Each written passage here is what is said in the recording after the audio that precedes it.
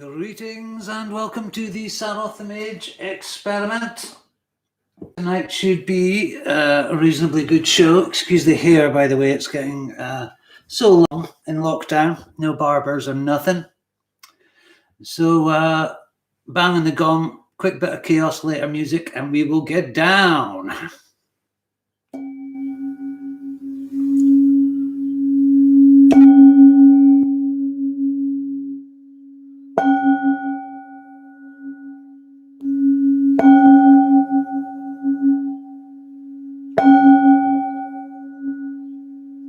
Hey, hi, Neeland. Hey, Oswald. Good to see you here.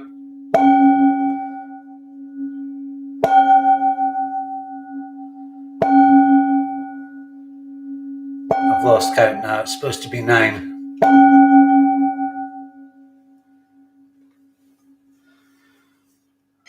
I think you're going to enjoy this tune tonight, guys. It's incredibly easy, honestly. Kaosillator. I think it's like 16 or 17 pounds sterling. Well worth it. If there's any horribleness with the sound, can you hear my voice okay at the moment?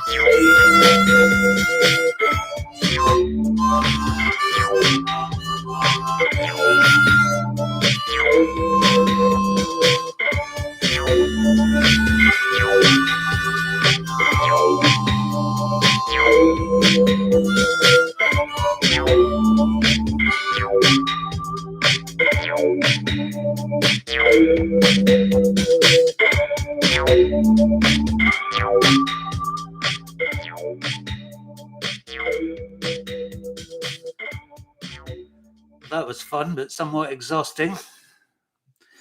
So I'll have to put on my glasses now.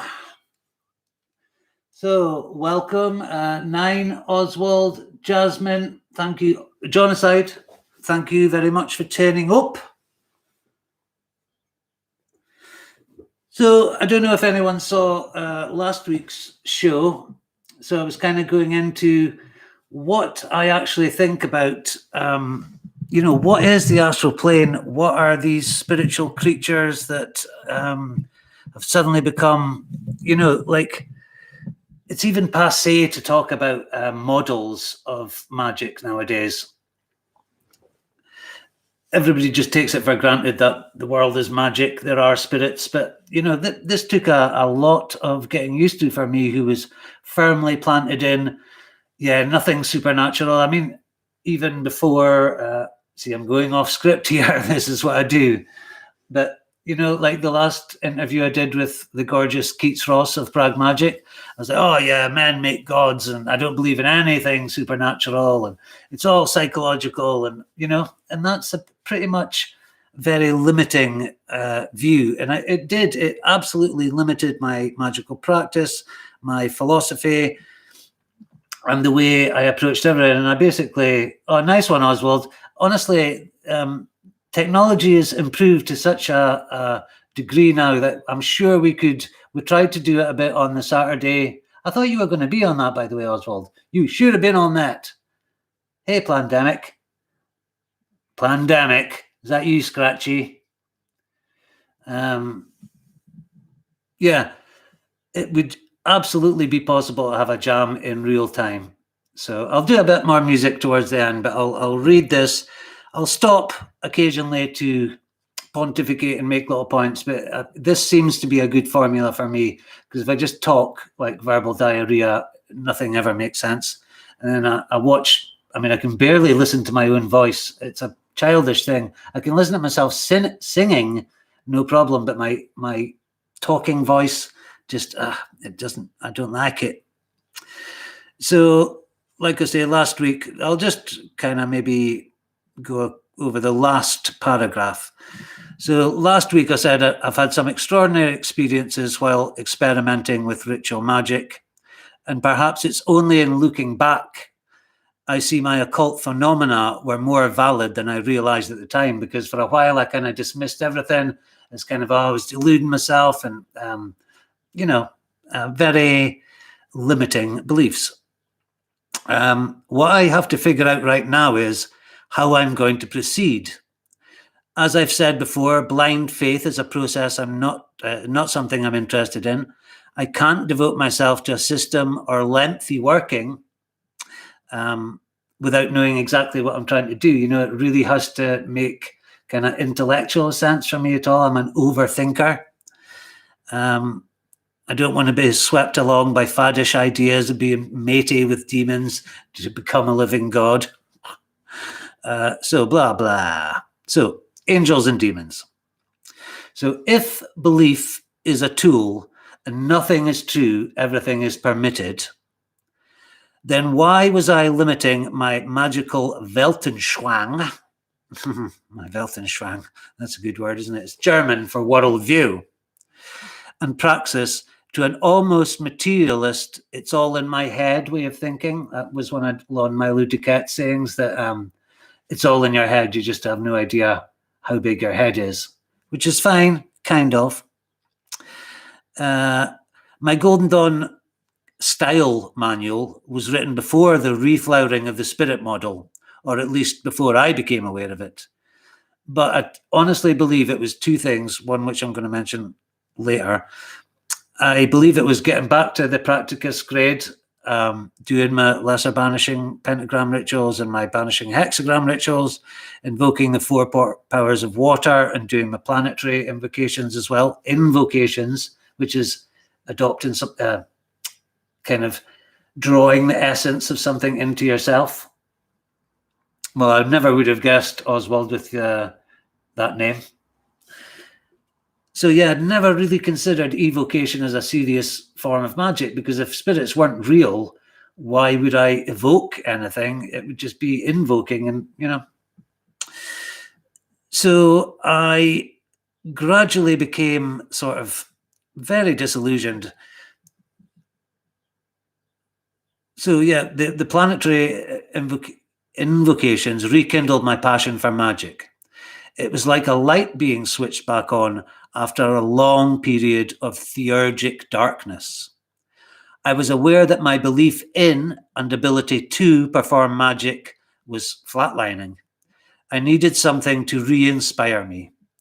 One weekend when Solar Star was away, and I've been staying at her house all through this pandemic, she was away that night, and I was desperately missing her and alone in our house in the bed. You know that police song, "The bed's too big without you"? Well, it certainly was that night. So I drew a sigil that would hopefully allow me to meet a certain entity in a dream. I don't.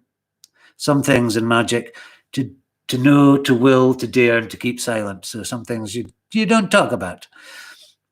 I didn't actually sleep long enough to dream that night, but looking back, it was then and the days that followed when I simply switched perspective. It just seemed to happen overnight. I was like, no, it's all psychological. And then I was like, no, actually, spirits are everywhere. I was no longer in a state of muddy cognitive dissonance, desperately telling myself that men made gods and there was no such thing as a supernatural, or that any occultist who believes in the spirit world was kidding themselves. I'd been drawing too sharp a line between subject and object and sliding into materialism. My breakthrough might not seem substantial. It came the day after the night I'd done the sigil, and it was simply this. Good point here, I think. And it just suddenly, like an epiphany or a eureka moment. If nothing is true and everything is permitted, I need not worry about which untruth to believe in. In spiritual terms, none of the stories we tell ourselves are absolutely factually accurate. The Bible isn't true. Neither is Liber Alvel Legis, the Book of the Law, the Diamond Sutra. None of these texts are literally objectively true. I was free, as Robert Anton Wilson would put it, to choose the happiest, most productive, most interesting reality tunnel I had the energy and imagination to build. My sigil had worked. The entity I made contact with was, perhaps, my supernatural assistant. Since then, I've been buzzing with a newfound zeal for evoking Olympic spirits and goetic demons. Now, working with spiritual creatures just to gain a better job, new lover, or some other mundane thing seemed trivial. This is one of the reasons that until recently I'd never given much credence to grimoires with their mind-bogglingly complex instructions for summoning angels and demons. Apart from the overt religiosity, which is off-putting, and strange unobtainable ingredients like bat's brains and lion skin belts and all that kind of stuff. The tasks that were assigned to the extra-dimensional, presumably extra-dimensional, that's what last week's show was about, intelligence, appear at first banal and materialistic. Contacting beings who are presumably to us as we are to animals, and asking them to make us invisible or find buried treasure does seem rather a waste of an opportunity to learn from these entities. However, perhaps the authors of the grimoires are not to be taken too literally in respect to the powers the celestial and infernal intelligences possess. They were written a long time ago, when our understanding of the natural sciences were undeveloped. We've had hundreds of years of highly intelligent human primates doing experiments and recording their results, kindly time-binding for us. Time-binding is like the third new circuit in the eight-circuit model. We do indeed stand on the shoulders of giants. And I'm not trying to sound condescending towards the grimoires. I just mean that I'm more interested in understanding the universe or the multiverse and my place in it than trying to gain favors from these august beings. Hey, Prag Magic, good to see you, man. So I think I'm a more theurgic kind of mage than a cunning man who's really after results all the time. As much as I respect traditional magic, I feel that having to turn back to material written hundreds of years ago, and we literally are, shows how impoverished our modern ideas on, and this is not to criticize the past, it's to criticize now and how impoverished our ideas are now about how to interact with non-physical realities, until recently, of course. I am indebted to contemporary occultists like Jake Stratton-Kent, Doctors Stephen Skinner and Al Cummins, Josephine McCarthy, B.J. Swain, et al. And before I forget, Al Cummins is coming on the show in about 2 or 3 weeks, I think. And I think B.J. Swain might be as well. Also, Arundel Overman has provisionally agreed to come on, and I'm also going to be speaking to a very interesting woman called Carol McCoy, who has been a long-time member of the OTO, has a lot to do with the restoration of Boleskine House and that. So I've got some fucking great guests. I can't believe that Al Cummins of the excellent book of The Art of Magic has agreed to come on to my little channel. It's quite amazing. Telling you, Facebook, I, like a lot of other people, kind of writ it off as, oh, it's so shite. It's just, but there's some seriously good academic, magical work going on in these groups. I've just absolutely enjoyed it. So thank them for changing my mind on the topics, because it really was. I believe that by mixing occult technologies with the methodical use of entheogens, we could repair our broken relationship with Mother Earth, which is so apparent at the moment with this virus, and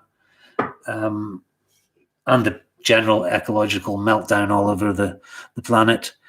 And we could push forward sciences like quantum physics, medicine, and environmentalism. So I'm reading off a script here, and it's really not a finished work, it's always a work in progress for me.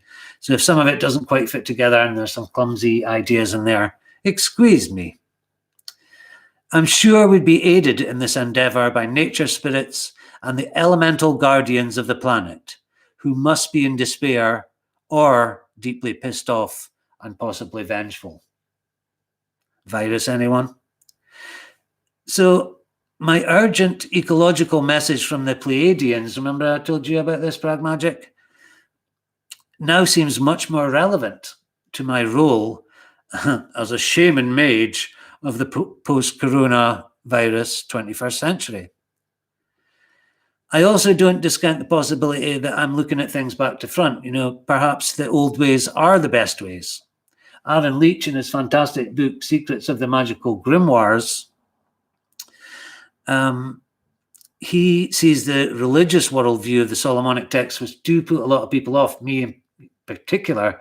It all seems to be very Christian. And I'm thinking, well, if these spirits are pre-existing humankind, how do they stick to the spiritual script? But more on that later on. So he sees the Solomonic text as being, this is in his own words, glossed over by Christian hyperbole. He sees the grimoire system as the direct descendant of the Western shamanic tradition. In this view, God is still the sky father of the pagan religions, who is called to oversee the operations of magic, or even just give them his blessing. The first thing you do is generally make a confession of your own sins and your unworthiness. Then you give a shout out to the sort of the main man at the top of the hierarchy, and then you ask permission for his spirits and all that. It kind of is summed up in the prayer from the Arbital, which I've now learned. I might recite it before we end tonight. The work is carried out by intermediaries, angels, demons, and spirits, be they elemental or even spirits of the dead. In Secrets of the Magical Grimoires, Leach envisions the magician's universe as a living system of energy and personified forces. As we now know, nothing is just dead matter. Particle physics shows us that even a rock has some degree of life. If we extend that definition to allow for all things being conscious to a greater or lesser degree, that is a little bit of a jump, but we have probably the oldest, most obvious, least false model of reality that ever existed. Animism. Animism. It's all animism. Like the great chain of being, we have a musical scale of intelligence. From whatever sparked this thing we call reality into life at the top, the prime cause, the prime mover, through ranks of angels, planetary intelligence, is the sublunary world of spirits, man, animals, vegetable life ad infinitum.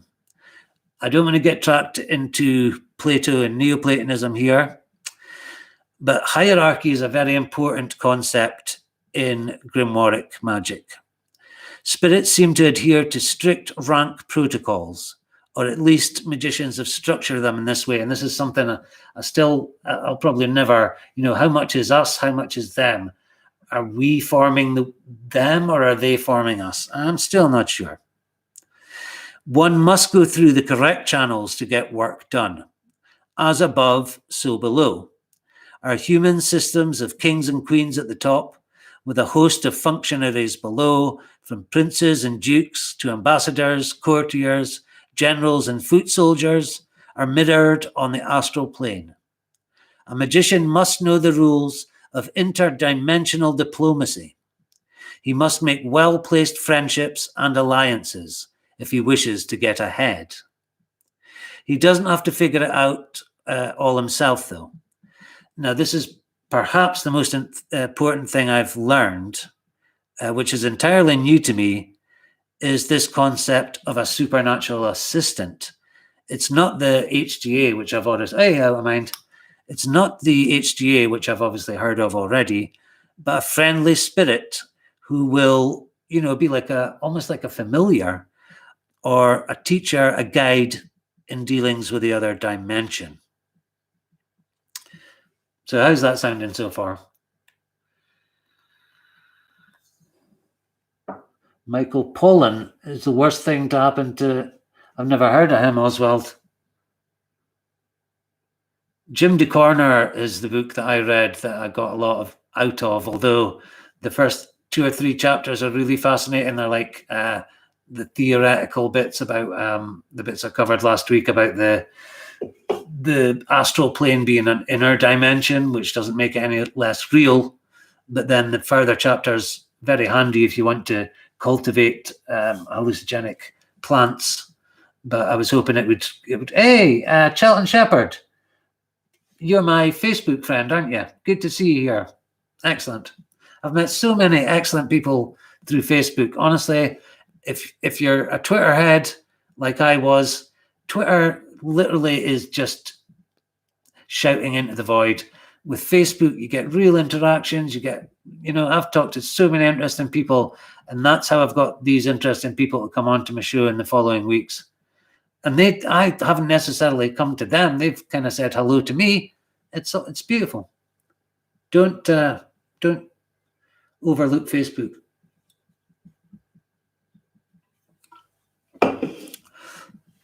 So what I've really struggled with is unifying my psychedelic experiences of manted beings, giant serpents, and lion people with the cosmologies of magic. Now, I think this is quite good, even that I do say myself. If we accept as a modern secular society the rejection of creationism and theology in general, why would the spirits we call angels and demons allow themselves to be conjured with Christian or Judaic or Islamic prayers and be called or bound by, ritual equipment, consecrated holy water, or the trappings of religion? And this really puzzled me, and it kind of ground me to a halt for a while. I might suggest that spirits have culture and traditions too. Why not? And although the myths of religion may not be objectively true, they are symbolically or metaphorically so. And this is, magic. It is indeed like a personal daemon, but not quite as high as a holy guardian angel. I think it's possible to get a supernatural assistant before you make contact with your holy guardian angel, as far as I understand. And I'm really, did that sigil put me in touch with my supernatural assistant? I don't know, but it's given me a completely new lease of life magically. An invisible friend, yeah.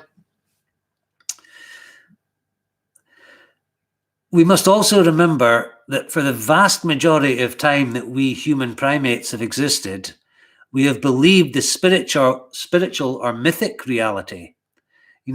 This current scientific paradigm that we're living in is, in terms of history of our species, is so new, it barely exists in the great body of time. So, these spirits are used to us dealing with them in a certain way. And are they just going to change because we've suddenly become materialists? I don't know, man. Also, we would be foolhardy to believe our recent models of universe and consciousness are any more true than any model of anything ever is, This is basic Robert Anton Wilson stuff. The map is not the territory, Alfred Korzybski. In 1,000 years, if we are still around, our modern theories on quarks and neuroscience, universe and consciousness, will look as silly as Agrippa believing in abiogenesis, which is basically, people in those days believed that insects were created spontaneously out of dung. Yeah. Another thing I've often wondered is how the pantheons of gods and goddesses from different cultures relate to one another. Excuse me. Are they the same group of beings translated by us and filtered through regional and racial filters? Is Odin Osiris? Freya Hathor? Is the presumably vast astral world divided into cultural regions, like the land of the Egyptian gods over here and the land of the Norse gods over there? Perhaps they simply resemble each other because, like human beings, they exist in the same social structures and roles and are not the same beings going under different names as I once suspected, because I totally did believe that all these pantheons of different gods were basically the same characters, but just known by different names in different places. I'm reminded again and again of Robert Anton Wilson's axiom in Prometheus Rising. The prover proves what the thinker thinks. And in my case, that might translate to the disprover will always disprove what the overthinker overthinks, which is a pain in the ass, but I'm getting over that. So it is true that many techniques in Solomonic, and other classical magic texts come from, pre-Christian Egypt and Greece, or the ancient world in general, Babylon, Sumeria. Is the reason that magical culture has definitively shifted to much older concepts of an objectively real spirit world because the psychological model proposed by the late 19th and 20th century occultists, like Aleister Crowley, Dion Fortune, Israel Regardie, just can't account for the obviously very real experiences and results that magicians have when they work with old stuff like the Lemegeton, the Trimetheus method, or the Heptameron. I'm going to start working, excuse my groin. I spent ages on Saturday doing this. It's like a table of practice. And there's my little crystal ball that will go on top. So I was very proud of that. But very hard to draw an equilateral triangle without being a fucking genius in geometry. I ended up having to trace it off my computer screen. I think it worked out okay. So yeah, I am absolutely inspired at the moment.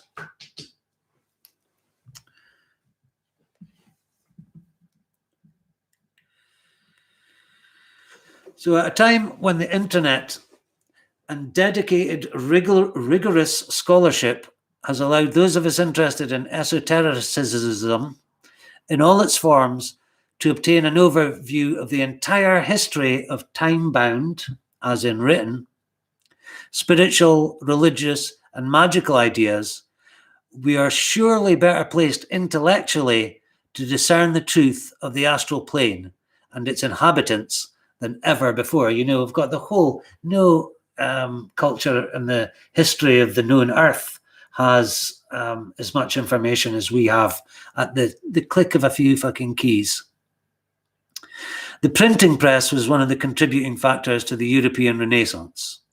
Are we, because of the endless possibilities of the World Wide Web, witnessing the flowering of a true occult rebirth?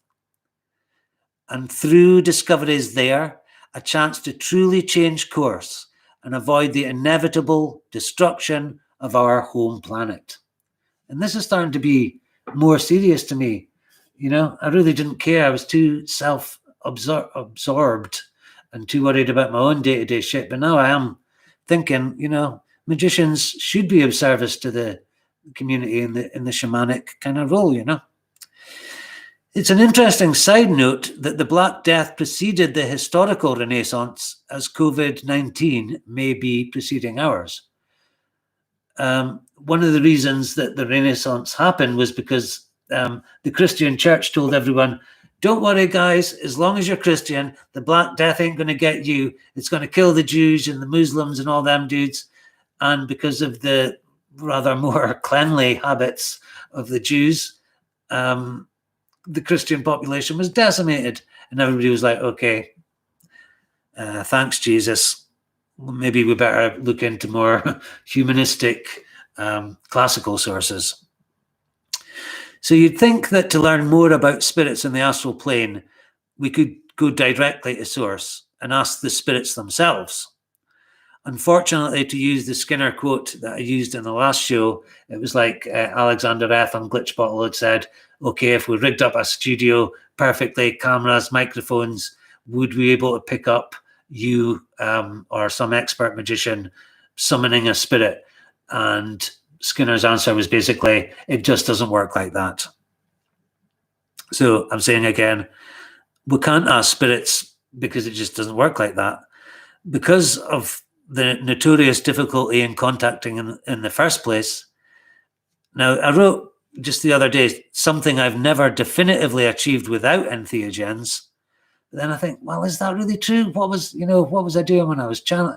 I think I have made contact with spirits, but just kind of a part of me didn't want to accept it, weirdly.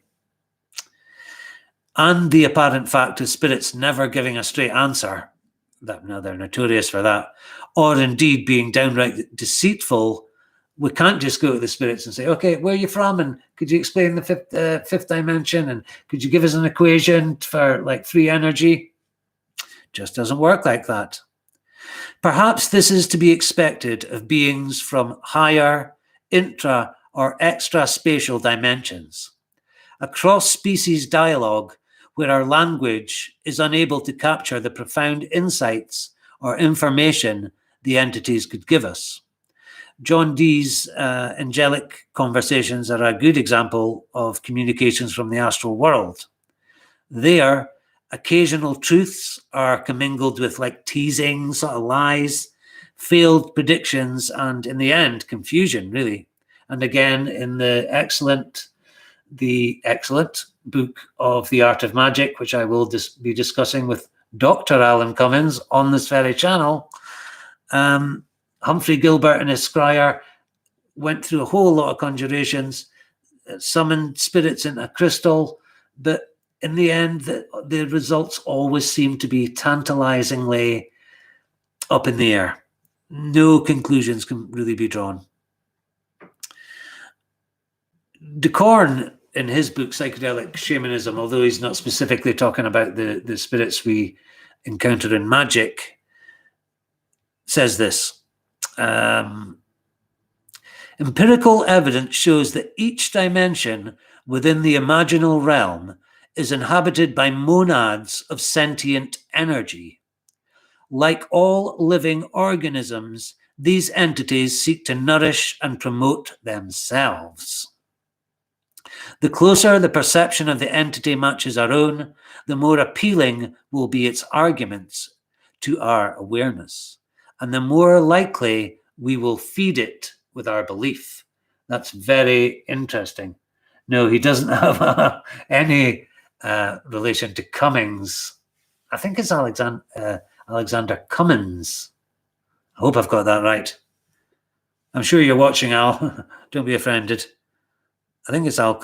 I don't know. He's coming on the show anyway, and he's a genius.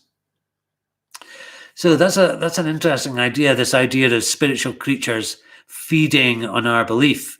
And it calls to mind the jealous gods of our spiritual past, what the Gnostics would call archons, those demanding worship and sacrifice and terrorizing their subjects for more and more energy in the form of burnt offerings.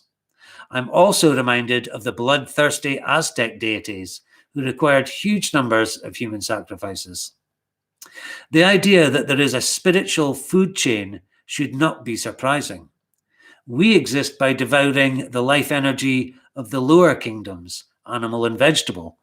Why wouldn't those of higher kingdoms predate on us? The magical practice of making deals and pacts with demonic entities is long established. In my own experiences with high-dose psilocybin, I've been approached by entities who seem willing to take advantage of my confusion when I first enter I don't even know what realm it is, the lower, infernal, even chthonic world, and they offer me deals, which might be to my detriment. Luckily, I've never accepted any of those deals. I think it's because when correctly brewed and taken on an empty stomach, fasting and the sort of spiritual cleanliness observances and taboos, psilocybin tea comes on incredibly quickly. In my 2018 breakthrough experiences, I'd be fully tripping within 10 to 15 minutes of consuming the liquid. The transition from normal consciousness to being fully in that other realm can be compared to suddenly being dropped into a deep, cold, and murky sea.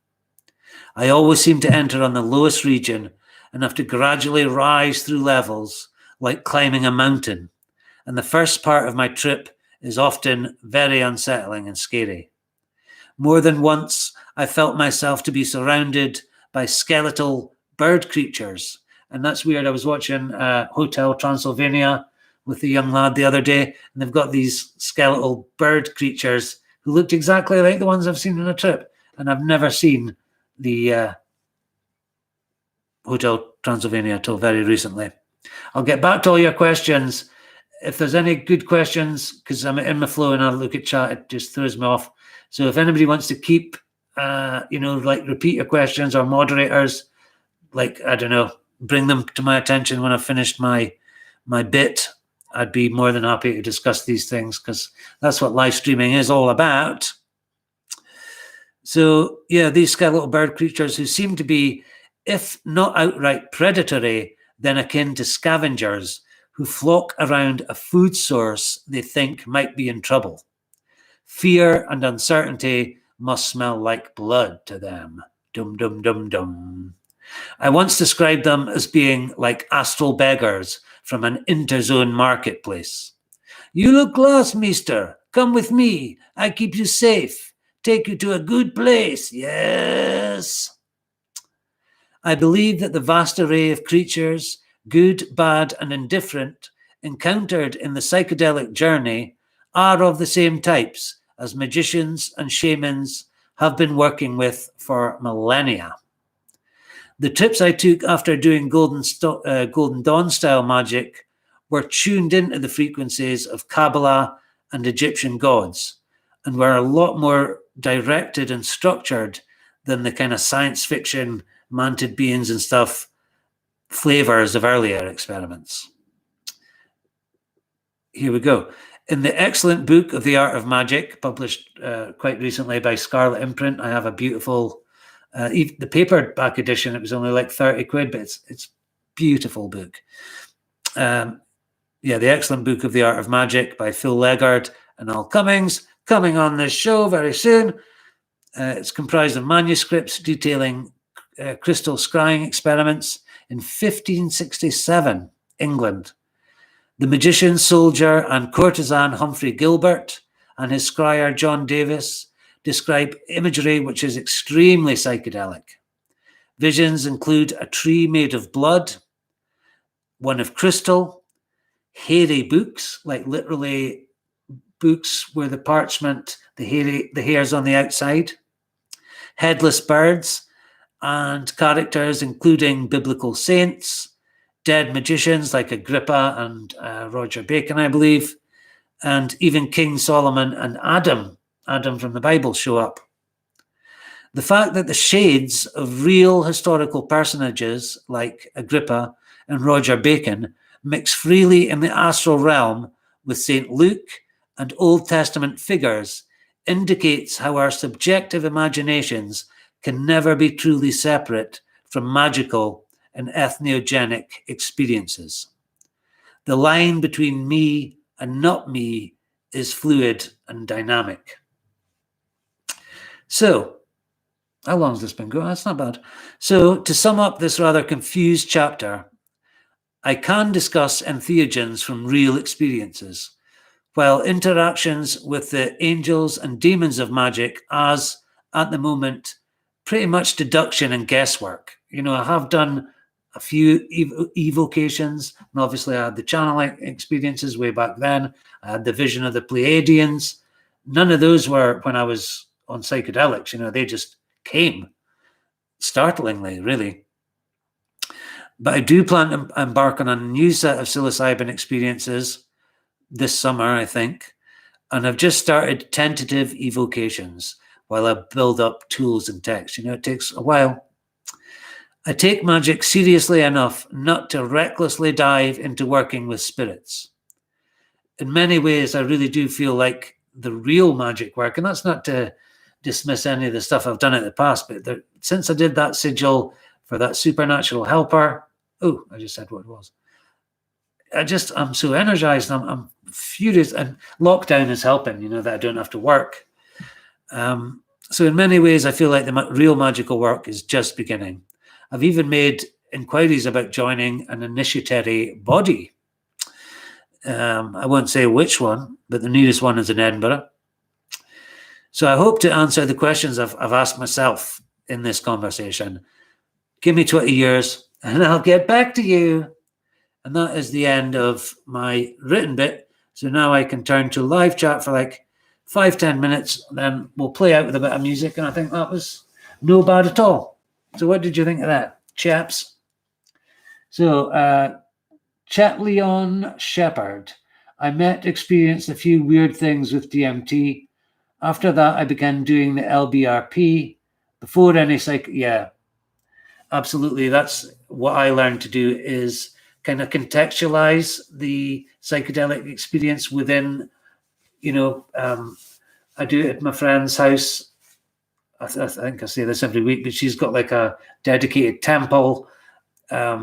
We fast the whole day, go out for a cleanse and walk along this beautiful shoreline, wild shore. It's very much to do with ritual purity, etc. Hey, Gothic Proclivity, very nice to see you. I'm glad you had a nice bike ride, but I hope you weren't doing what the bike riders. There's a railway line that leads from Soror Stars to Torre, the ghetto, from the nice part of town to the dirty part of town. And it's along an old abandoned railway line with beautiful trees and all nature. And that's where I was going to get my hazel wand until I found out that my hazel tree was not a hazel tree, it was an elm tree. Hazel seems very difficult to come by in Scotland, or maybe just on the railway line. I haven't really looked that hard. I'd really like for my 7 spheres rupus opus type workings, I'd really like an ebony wand. So any rich donors that are out there, send me an ebony wand, please. I'd really like that. I also got myself, I went on a bit of a spending splurge and got myself a linen white Catholic cassock. I think that's what they're called. It's got it's like a towel robe, but it doesn't have a hood. And I got myself some books. I also got a really interesting one called Goetia Pathworking by, oh God, all my books are at Stars. If you're watching, by the way, darling, I love you. I did a little 2-minute video just for her tonight. I love her so much. She's amazing. She helped me change the whole room around. Much better now.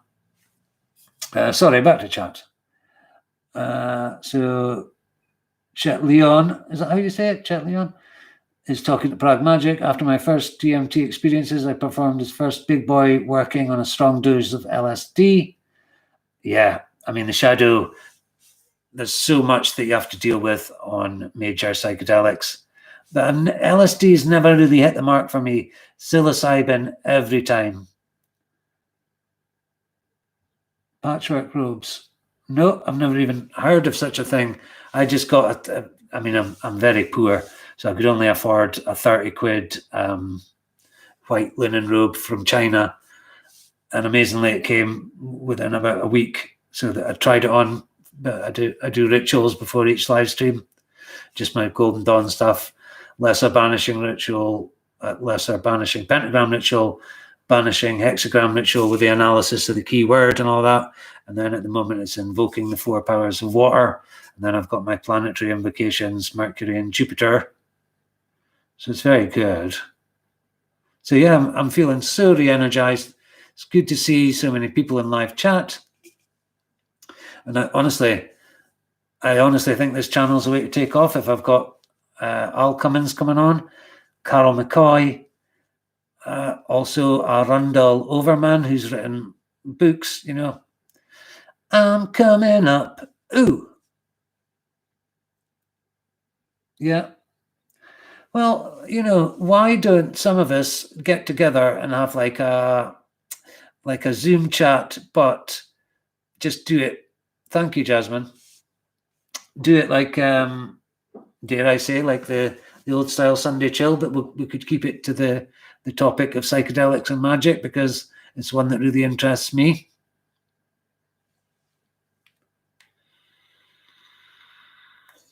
Oh, it's a pleasure to have you here, Prague Magic. If anyone in this chat isn't already subscribed to Keats Ross, the genius musician, beautiful artist, just a fantastic guy, one of my best friends, him and Sam Shadow, fantastic. Yeah, let's do it. Chet Leon. And, you know, if anybody else, 9, I'd love to, you know, I know you're interested in entheogens and all that kind of stuff. So, good vibes.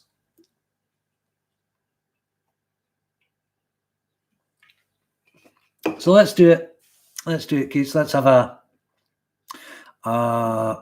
psychedelic magic discussion. Because, you know, I know my experiences, but it's so interesting to hear other people's, because the thing about psychedelics is it's different for everyone. I think this is somewhat the same as magic, but because magic seems to have stricter rules, people seem to experience the entities more as they are described in the grimoires. But this is where I'm really fascinated in.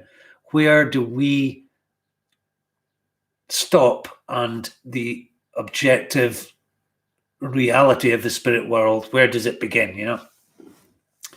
And with that, I only like to do about an hour because I get very tired.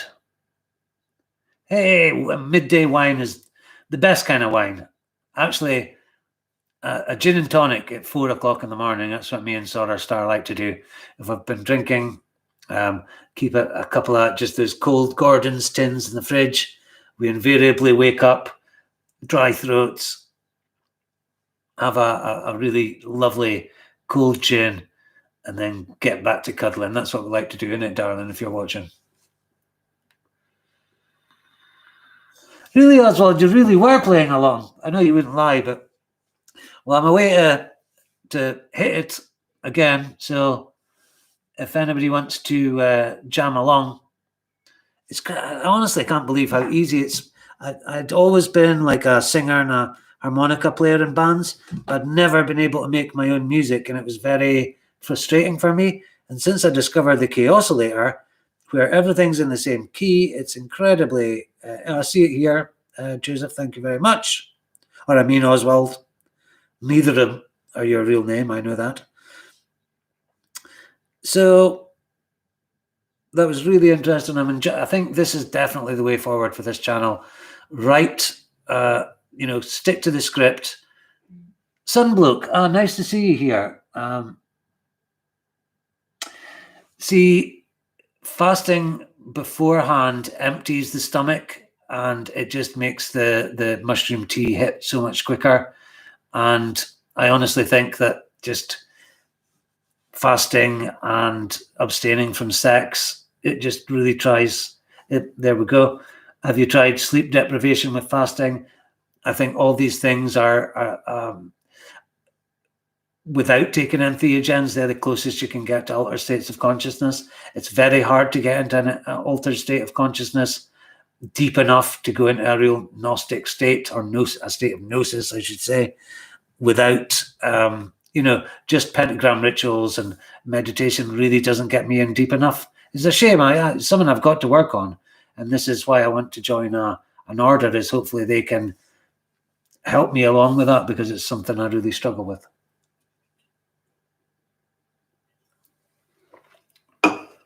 So thank you very much, people.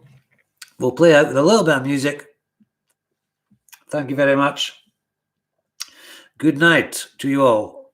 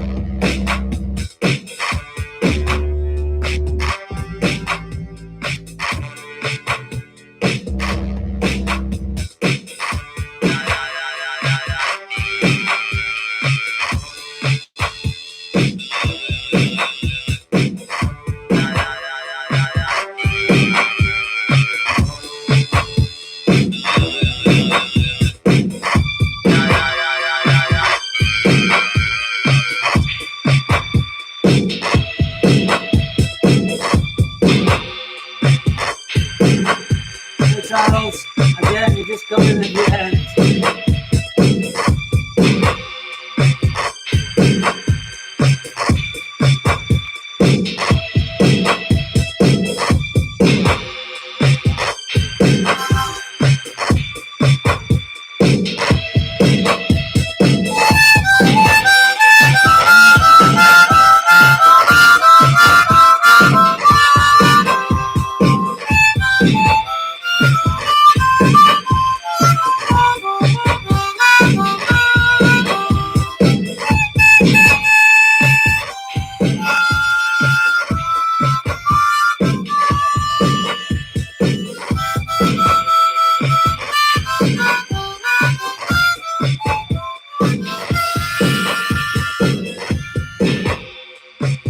Thanks, everyone. Good night, y'all.